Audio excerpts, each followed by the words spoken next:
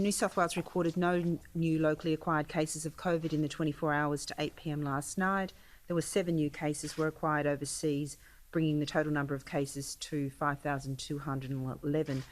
Pleasingly, there were around 10,264 tests were reported to 8 p.m. last night. We did announce last night that we were investigating a potential transmission event in our hotel, the Mercure Hotel on George Street, Sydney, CBD. I'd just like to take you through the thinking around that because obviously we act in a precautionary public health way while we're better understanding how transmission occurred. So we have two different groups. An individual traveller and then a family group of 2 who were travelled on the same plane, in the same section of the plane.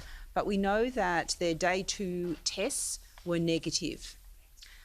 So they both weren't infectious when they had been travelling on that plane. And then we also know that there were no flight crew on that plane that were positive. So therefore, in-flight transmission is less likely. There is sometimes a chance that you have a false negative test, but again, if someone's highly infectious, we tend to see those false negative tests in those with very much higher or borderline CT values. But as you know, health keeps a very open mind as we're pursuing these investigations.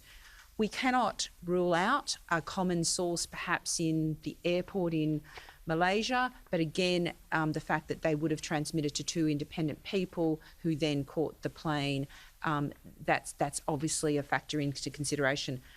But what we are concerned about is whether there could have been transmission given that these 2 cases were adjacent to each other in the hotel.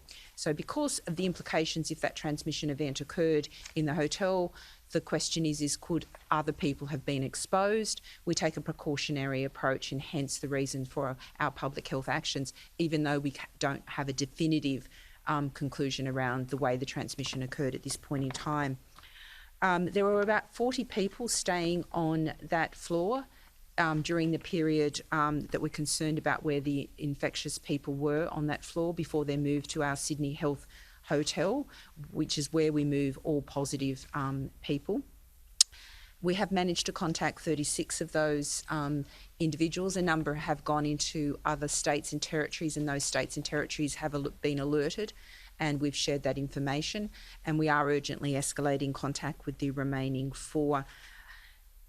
So we were happy to update you on the investigation. Obviously, there's also an environmental investigation occurring at the hotel. Again, at this time, nothing obvious has come from that, but our investigations are ongoing. Happy to leave it there and take any questions. This is the second time in, about a week that there's been a potential or a proven case of transmission within the hotel quarantine system. Does anything need to change in that system, considering there's an increased risk of people coming back with COVID, and we're seeing more people coming back with COVID? And how's the investigation of previous hotel quarantine transmission?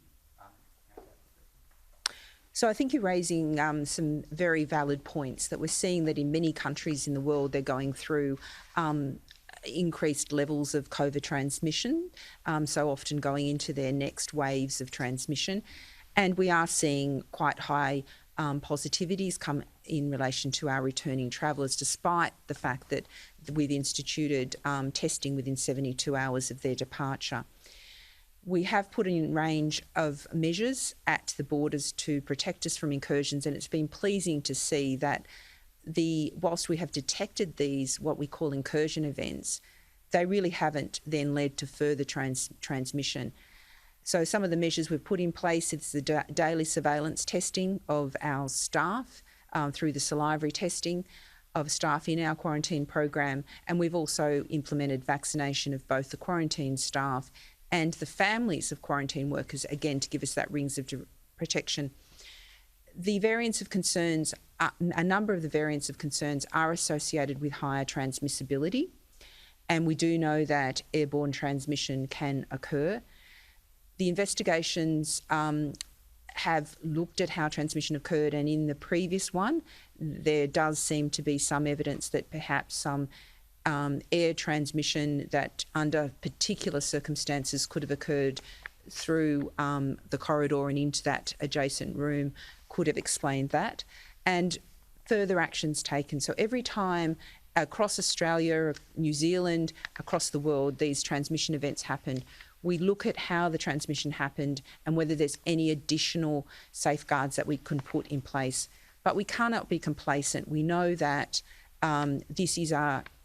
there is inherent risk in our quarantine system, but it has kept us safe. We have had many, many returnees through this system, and New South Wales is taking the bulk and continues to take the bulk of returned overseas travellers. How did that air transmission potentially occur? Was it through a ventilation system, through someone opening No, the door at the same time? it is that under certain circumstances, if there are additional gaps in doors that are not recognised, there can be, under unique circumstances, airflows.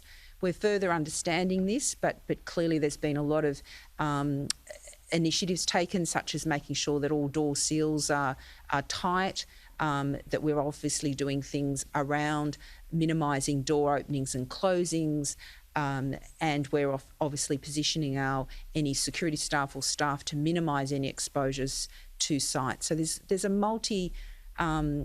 range of measures are put in to minimise the risks, but we cannot totally remove all risk. What we need to be committed to is to look at these events as closely as possible, continue to learn and continue to improve the quality of our quarantine program.